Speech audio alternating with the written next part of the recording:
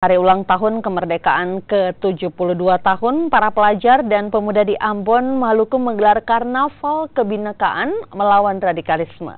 Dengan membawa bendera merah putih dan pamflet yang berisi anti-radikalisme, mereka berjalan kaki mengelilingi pusat kota.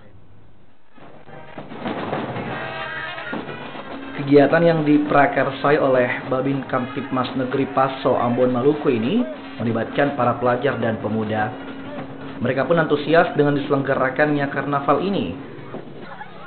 Dengan berjalan kaki, para pelajar dan pemuda dari berbagai komunitas mengarak bendera merah putih dan pamflet anti-radikalisme diiringi lagu-lagu perjuangan.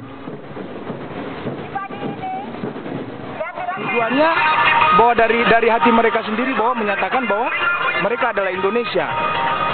Dengan adanya kegiatan ini berarti dari usia dini hingga sekarang mereka menyiapkan diri mereka bahwa mereka betul-betul Indonesia, mereka cinta sama Indonesia, mereka NKRI, mereka Pancasila. Usai long march, mereka lalu menggelar aksi flash mob sambil mengibarkan bendera merah putih. Kegiatan ini juga melibatkan para tokoh lintas agama yang ikut menyuarakan anti-radikalisme. Tentunya yang diutamakan adalah cinta kasih.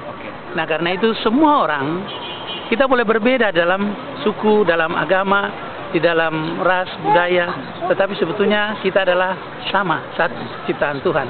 Pemahaman radikalisme yang sekarang katong dengar ini, itu tugas katong untuk memerangi itu.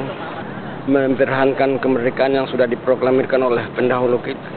Jadi tugas ketua itu sekarang siapa pun yang memerongrong negara ini, tugas kita untuk memerangi dia. Dengan momentum peringatan Hari Kemerdekaan ke-72, jiwa nasionalisme dan cinta tanah air akan dapat menjadi landasan untuk memperkokoh generasi muda Indonesia. Immanuel Alfred, Kompas TV, Ambon.